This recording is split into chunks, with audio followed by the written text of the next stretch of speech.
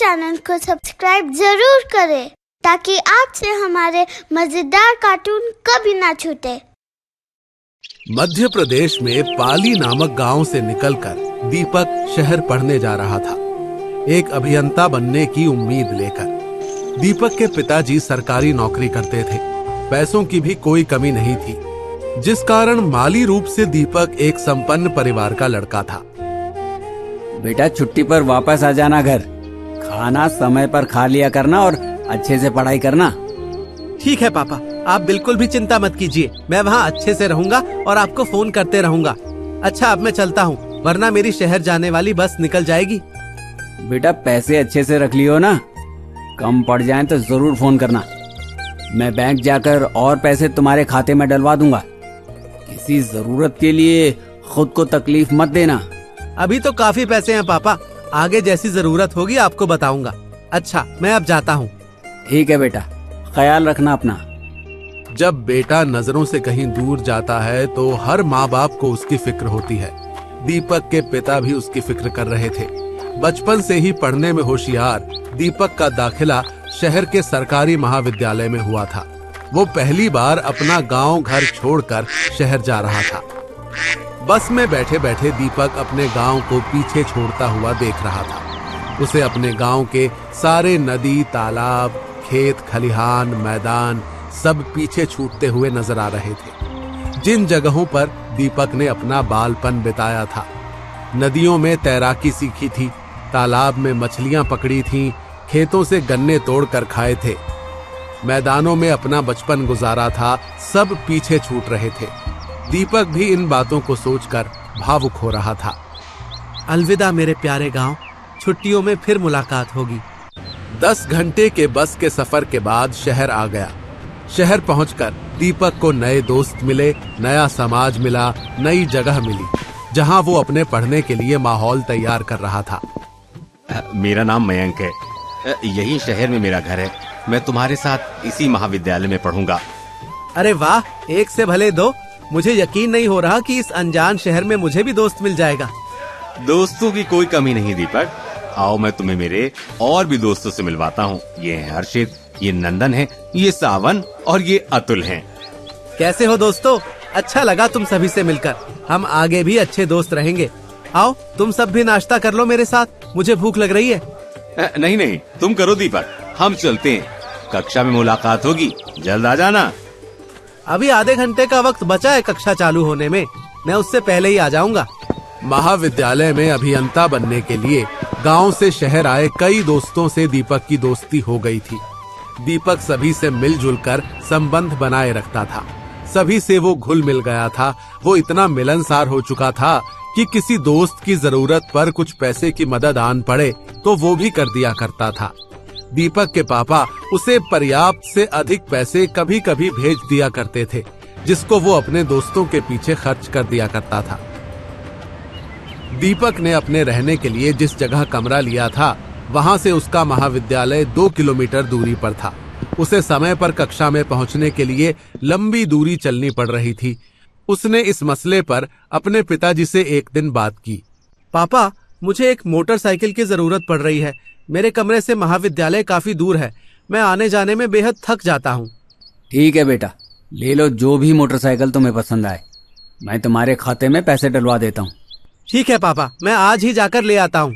पिता का दिल हमेशा अपने बेटे के लिए बेपरवाह रहता है।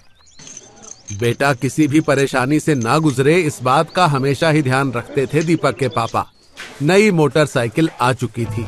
महाविद्यालय के दोस्तों में ये शोर मच गया कि दीपक ने नई मोटरसाइकिल खरीद ली है।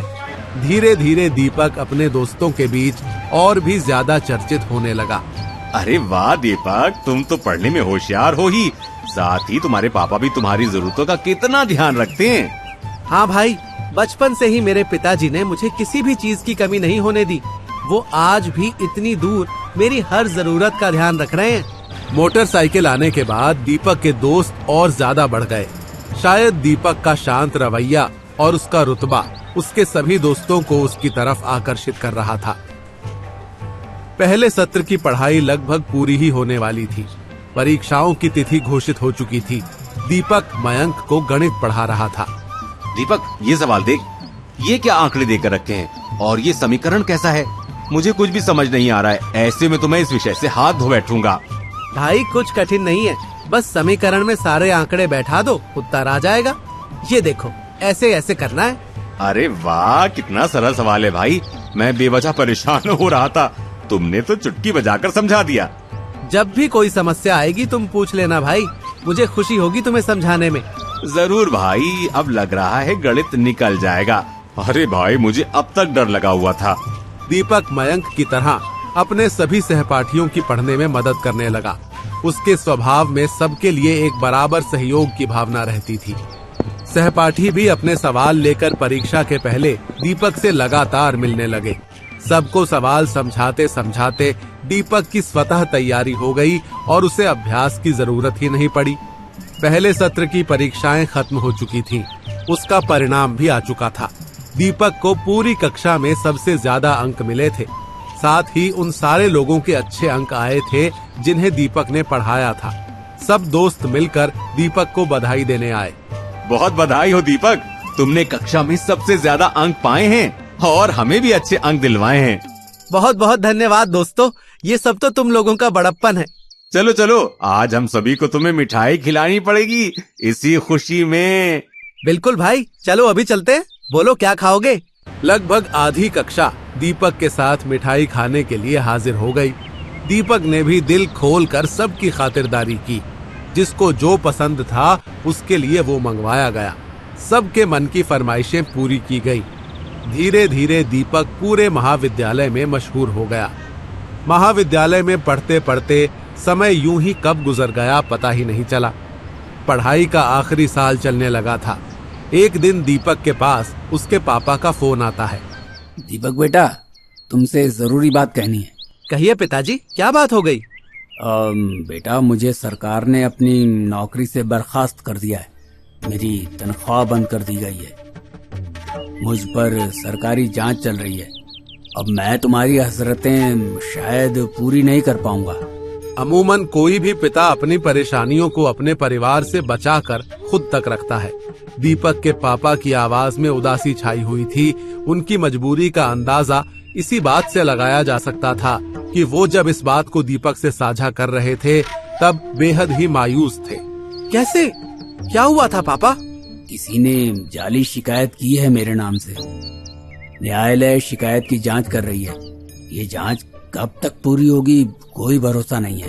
तब तक तुम्हें अपने खर्चों को सीमित करना है, क्योंकि मैं अब अपनी बचत के सारे पैसे तुम्हें पढ़ाने के लिए खर्च कर रहा हूँ। ठीक है पिताजी, मैं ध्यान रखूंगा आपकी बातों का। एक खर्चीले और संपन्न इंसान के ऊपर जब पैसों की तंगी आ खड़ी होती है तो उसे हर उन खर्च की आदतों को छोड़ना पड़ता है जो जरूरी नहीं है।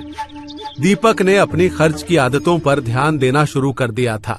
साथ ही उसने खर्च की उन जगहों से भी बचना शुरू कर दिया था जहां उसके पैसे लगते थे। दीपक शौकिया तौर पर हर सप्ताह सिनेमा देखने जरूर जाता था। बहुत दिनों से दीपक ने अपने शौक को सीमित रखा था क्योंकि काफी पैसे खर्च होते थे, लेकिन इस बार अब उसे खुद से दूर करना मुश्किल लग रहा था। दीपक के पसंदीदा अभिनेता की सिनेमा आई हुई थी। मुझे किसी भी तरह ये सिनेमा देखनी ही है। मानता हूँ मजबूरी है, पर अपने दोस्तों को बोल सकता हूँ कि वो मुझे सिनेमा दिखा दे। आखिर मैंने भी तो कई बार उन्हें सिनेमा दिखाया है। दीपक ने पहली बार सिनेमा के लिए अपने दोस्तों से मदद मांगने का सोचा।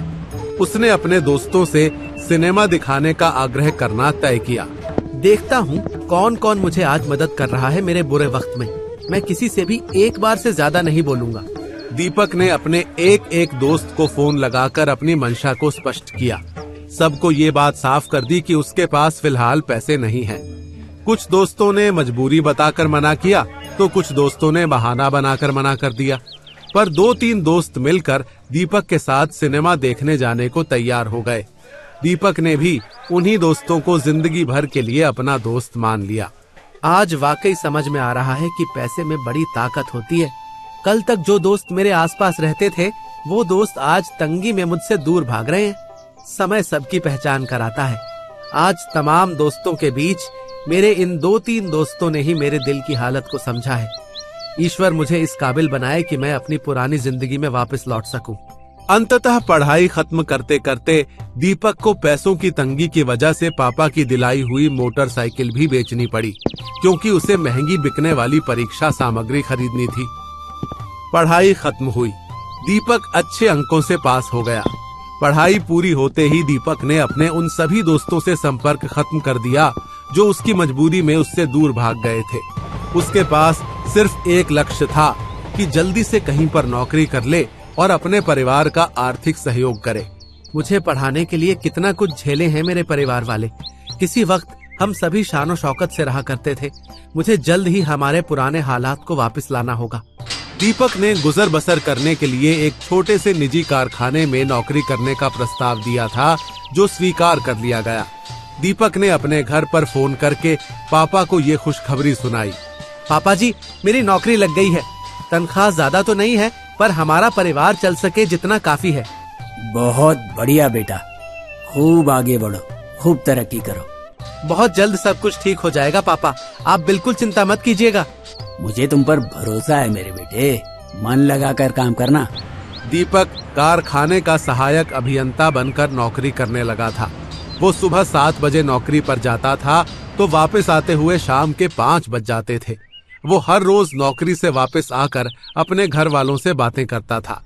आज तनख्वाह मिली है पापा, मैंने भेज दिया है आपके पास। मिल गई क्या? मिल तो गई है बेटा, मगर ये क्या है? तुम अपने लिए कुछ भी नहीं बचा रहे हो। ऐसे में कैसे अपनी जिंदगी गुजार पाओगे? तंगी के वक्त की मजबूरियों ने मुझे मेरे सारे शौकों से समझौता करना सिखा दिया था पापा। आज कारखाने की नौकरी में मुझे रहने और खाने की व्यवस्था मुफ्त मिल रही है। ये सुविधा मेरी जीविका के लिए काफी है। आप जरा भी चिंता मत कीजिए।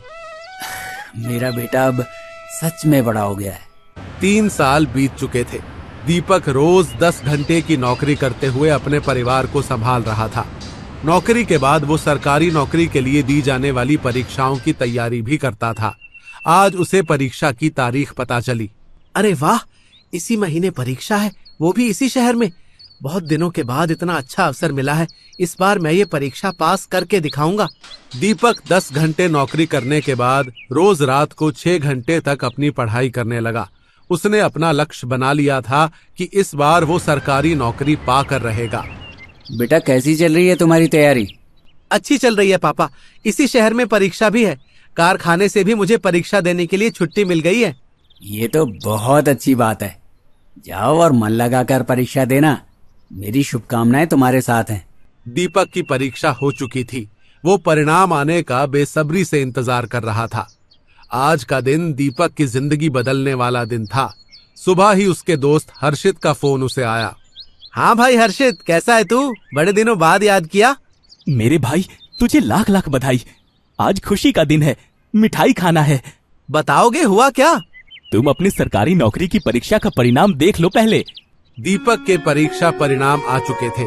उसका सरकारी नौकरी में अभियंता के पद पर चयन हो चुका था। परिणाम देखकर दीपक की आंखों में आंसू थे। अब मैं फिर से अपने सारे शौक पूरे कर पाऊंगा। पिताजी को भी उनकी सरकारी नौकरी के चले जाने का अफसोस नहीं रहेगा। आज का दिन मेरी जिंदगी का सबसे खुशनुमा दिन है। ये दीपक के धैर्य, लगन और मेहनत का ही नतीजा था जो आज वो इस सरकारी नौकरी को पा सका। उसने अपनी जिंदगी में हर तरह की परेशानियों को संभाला। दोस्तों पर अपना सब कुछ लुटा देने वाले दीपक को दोस्तों से दूरी बनानी पड़ी। उसने परिपक्व न होने के बावजूद हर उस जिम्मेदारी को निभाया जो एक बेटा अपने परिवार के लिए निभाता है। दीपक ने अपने शौक और खर्चों से समझौता करके अपने परिवार की आजीविका चलाई। सबसे बड़ी बात कि ऐसी तंगी भरी जिंदगी को दीपक ने कभी नहीं देखा था, जिसको मजबूरियों ने दीपक को जीना सिखा दिया था। आज दीपक एक उदाहरण बनकर खड़ा है उन सभी युवाओं के लिए जो घर पर अचानक आई मुसीबत को संभालने की बजाय भागने लगते हैं। इस समाज को दीपक जैसी सोच रखने वालों की जरूरत है, क्योंकि मन लगाकर कोशिश करने से हर बाधाएं दूर होती हैं। ये दीपक ने करके दिखाया है।